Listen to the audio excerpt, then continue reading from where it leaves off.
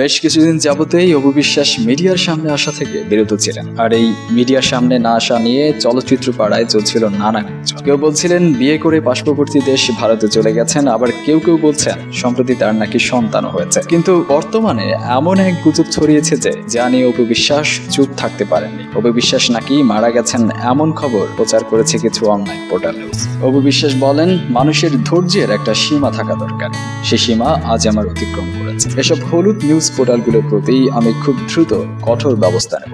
অপু বিশ্বাস বললেন, একা একটু সময় কাটাবো এটুকু অধিকারও কি আমার নেই? আমি আগেই বলেছি আমি ফিটনেসের প্রতি নজর দিচ্ছি, আর ফিটনেস ঠিক করতেই আমার এই লুকিয়ে থাকা।